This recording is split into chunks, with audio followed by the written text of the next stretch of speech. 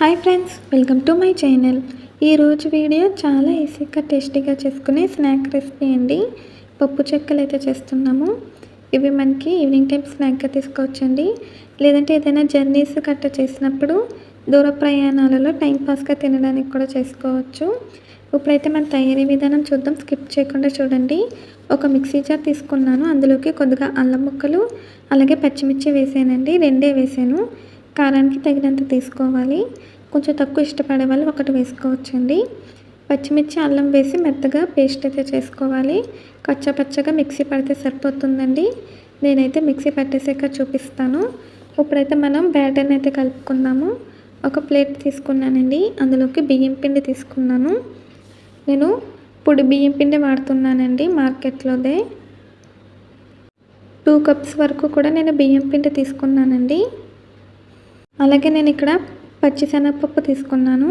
దాన్నైతే ఒక 4 గంటల సేపు ముందు నానబెట్టానండి. ఒకవేళ అంత టైం లేకపోతే మీరు కొంచెం వేడి నీళ్ళు వేసి ఒక 2 గంటల సేపు నానబెట్టుకున్నా కూడా సరిపోతుంది. నేను ఒక చిన్న కప్పు పప్పు తీసుకుని నానబెట్టానండి.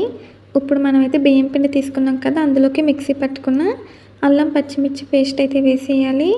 తర్వాత అందులోకి మనం నానబెట్టుకున్న పప్పు కూడా వేసేయాలండి. నేనైతే పచ్చిశనగపప్పు అలాగే పెసరపప్పు కూడా కలిపి నానబెట్టాను. 2 కూడా వేసానండి. మీరు కావాలంటే 2 వేసుకోవచ్చు, లేదంటే మీకు ఏది ఇష్టమైతే అదే వేసుకోవచ్చండి. పెసరపప్పు పచ్చిశనగపప్పు కూడా నానబెట్టాను. తర్వాత వాష్ చేసాక పప్పు అయితే పిండిలో వేసుకోవాలండి. ఇప్పుడైతే కొంచెం కరివేపాకు తీసుకుని ఇలా చిన్న ముక్కలుగా కట్ చేసి వేసుకోవాలి. కరివేపాకుని కట్ చేయకుండా వేస్తే మనకు ఆయిల్లో సెపరేట్ అవుతుందండి ఫ్రై చేసినప్పుడు. ఇలా ముక్కలుగా తరిగి వేస్తే పప్పు చెక్కల్లో కలిసిపోతుంది. ఇప్పుడు రుచికి సరిపడా ఉప్పు వేసానండి. ఇంకా కారం వేయాల్సిన అవసరం లేదు. మనం పచ్చిమిర్చి కారం తీసుకున్నాం కదా. ఇప్పుడైతే దీన్ని బాగా మిక్స్ చేసుకోవాలండి. ఉప్పు కూడా బాగా కలిసేటట్టు కలుపుకోవాలి. ఈ పప్పు చెక్కలు చేయడం కూడా చాలా ఈజీ అండి. వీడియోని అయితే స్కిప్ చేయకుండా చూడండి. అప్పుడు మీరు ట్రై చేసినప్పుడు పర్ఫెక్ట్గా వస్తుంది, మీకు బాగా అర్థమవుతుంది. ఈలోపు నేను ఇక్కడ ప్యాన్ పెట్టి ఆయిల్ పెట్టానండి. అదైతే హీట్ అవుతూ ఉంటుంది. ఇప్పుడు ఈ పిండిలోకి మనం కొద్దిగా గోరువెచ్చని ఆయిల్ తీసుకోవాలి. తర్వాత నేను ఇందులో చిటికెడు పసుపు వేసానండి. వేసి బాగా కలుపుకోవాలి. నేనైతే ఇక్కడ ఆయిల్ వేసాను వేడి చేసి. ఒకవేళ మీరు నెయ్యితో చేసుకోవచ్చండి, లేదంటే బటర్తో కూడా చేసుకోవచ్చు, లేదంటే వెన్నపూస ఉంటే ఏదైనా తీసుకోవచ్చండి ఆయిల్ ప్లేస్లో. చూడండి ఫ్రెండ్స్, ఇలా పిండి ముద్ద రెడీ అవ్వాలండి. అప్పుడు మనకు ఆయిల్ సరిపోయినట్టు. ఒకవేళ మీకు పిండి ముద్ద అవ్వకుండా పొడిగా అనిపిస్తే ఇంకొంచెం ఆయిల్ వేసి కలుపుకోవాలి. ఇప్పుడైతే మన పిండి ముద్ద రెడీ అయిపోయింది కదండి. తర్వాత వాటర్ వేసి కలుపుకోవాలి. వాటర్ ఒకేసారి వేయకూడదండి, కొద్దిగా వేసుకుంటూ మిక్స్ చేసుకోవాలి. వాటర్ని కూడా గోరువెచ్చగా హీట్ చేసి తీసుకున్నానండి. కూల్ వాటర్ కాదు. వాటర్ని లైట్గా హీట్ చేసి కొద్దిగా వేసుకుంటూ ఇలా కలుపుకోవాలి. మనకి పిండి ముద్ద సాఫ్ట్గా ఉండాలండి. ఆ కన్సిస్టెన్సీ వచ్చేలాగా వాటర్ వేసుకొని మిక్స్ చేసుకోవాలి. మీరు కనుక ఫస్ట్ టైం మా ఛానల్ చూస్తున్నట్టయితే ప్లీజ్ లైక్, షేర్, సబ్స్క్రైబ్ చేయండి. ఇవి తింటున్నప్పుడు అక్కడక్కడ పప్పులు తగులుతూ ఉంటే చాలా అంటే చాలా బాగుంటుంది. చూడండి ఫ్రెండ్స్, ఇలా సాఫ్ట్గా కలుపుకోవాలండి. ఇప్పుడైతే మనకి ఇది రెడీ అయిపోయింది.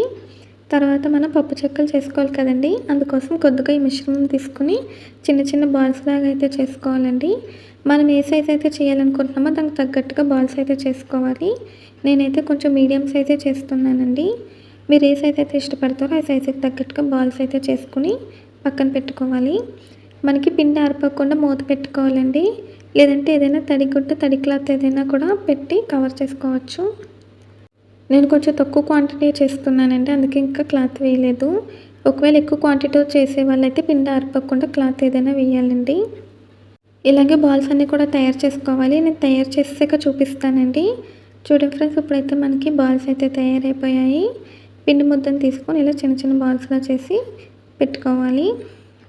మీరు ఒకవేళ మొదటిసారి ట్రై చేస్తున్నా సరే ఈ ప్రాసెస్లో చేయండి. చల్లారిపోయినా సరే క్రిస్పీగా ఉంటుంది, పర్ఫెక్ట్గా వస్తుందండి. ఇప్పుడైతే ఇలా ఒక ప్లాస్టిక్ కవర్ అయితే తీసుకోవాలి. ప్లాస్టిక్ కవర్కి కొద్దిగా ఆయిల్ అప్లై చేసానండి. తర్వాత మనం చేసుకున్న బాల్స్ పెట్టి పైన మళ్ళీ ప్లాస్టిక్ కవర్తో క్లోజ్ చేసి ఏదైనా ఒక డబ్బా కానీ చెంబు కానీ తీసుకుని ఇలా ప్రెస్ చేయాలండి. ఒకవేళ మీ దగ్గర పూరీ ప్రెస్ కానీ చపాతీ ప్రెస్ కానీ ఉంటే దాని మీద కూడా చేసుకోవచ్చు. నా దగ్గర అయితే పూరీ ప్రెస్ కట్ట లేదండి, అందుకని నేను ఇలా ఒక డబ్బా సాయంతో ఇలా చెక్కలు అయితే చేస్తున్నాను. కొంచెం పెద్దగా ఉంటే మనకి డబ్బా అనేది ఇలా పెద్ద సైజు వస్తుంది, పర్ఫెక్ట్గా సన్నంగా వస్తుందండి. ప్లాస్టిక్ కవర్కి ఆయిల్ రాసాం కాబట్టి ఈజీగానే మనం తీసేసుకోవచ్చు. తీసుకొని ఇలా ఒక ప్లేట్లోకి వేసి పక్కన పెట్టుకోవాలండి. ఇలాగే అన్నీ కూడా తయారు చేసుకోవాలి.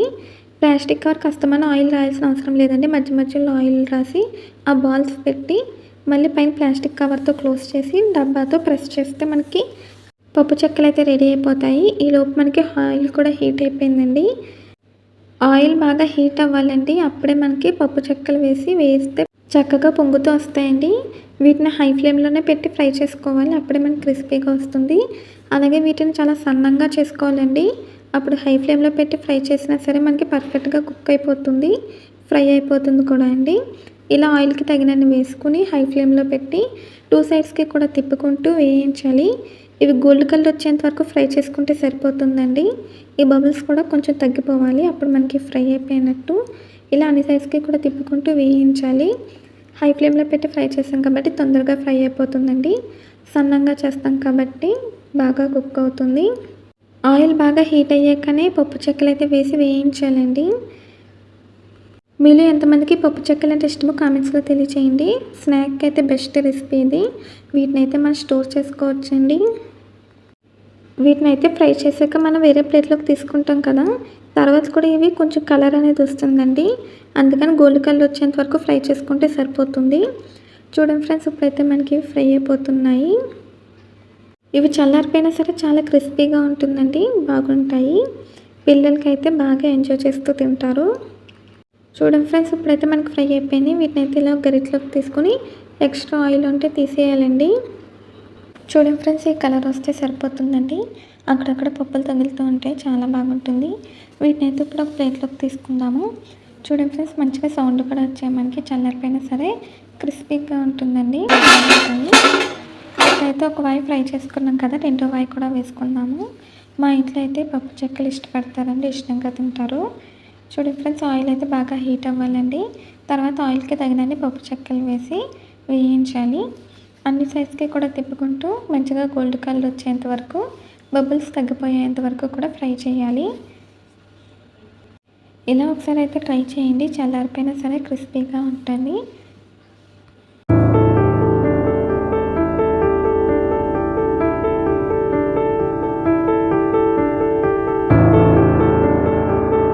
చూడండి ఫ్రెండ్స్, రెండో వాయి కూడా మనకి ఫ్రై అయిపోయింది. వీటిని కూడా గరిటలోకి తీసుకున్నానండి. తర్వాత మనం ప్లేట్లోకి అయితే తీసుకుందాము. ఇప్పుడు ఇలాగే మనం అన్ని వాయిలు కూడా వేసి ఫ్రై చేయాలి. మా ఇంట్లో అయితే ఇష్టపడతారని చెప్పాను కదా, నేను కొంచెం ఎక్కువగానే చేశానండి. ఇప్పుడైతే మనం ఇలాగే అన్నీ వేసి ఫ్రై చేయాలి. ఫ్రై అయిపోయాక చూపిస్తానండి. చూడండి ఫ్రెండ్స్, మనకైతే రెడీ అయిపోయాయి. అంతేనండి, చాలా ఈజీగా టేస్టీగా మనకి పప్పు చెక్కలు అయితే రెడీ అయిపోయాయి. ఇవి తిన్నప్పుడు చాలా బాగుంటుందండి, కారంగా క్రిస్పీగా, అక్కడక్కడ పప్పులు తగులుతూ ఉంటే సూపర్గా ఉంటుంది. ఈ వీడియో నచ్చిందండి మీకు? నచ్చితే ట్రై చేస్తే ఎలా వచ్చిందో కామెంట్స్లో అయితే తెలియచేయండి. ఈ వీడియో నచ్చితే ప్లీజ్ లైక్ చేయండి, షేర్ చేయండి, సబ్స్క్రైబ్ చేయండి. అలాగే పక్కనున్న బెల్ ఐకాన్ క్లిక్ చేయండి. ఈ వీడియో నచ్చితే కామెంట్ చేయండి. ఈ వీడియో నచ్చితే మీ ఫ్రెండ్స్కి, రిలేటివ్స్కి షేర్ చేయండి. నేనైతే మీకు ఒకటి విరిపి చూపిస్తానండి. చాలా క్రిస్పీగా పర్ఫెక్ట్గా వచ్చింది. మళ్ళీ ఒక కొత్త వీడియోతో, కొత్త రెసిపీతో కలుగుతాను. అంతవరకు బాయ్ ఫ్రెండ్స్.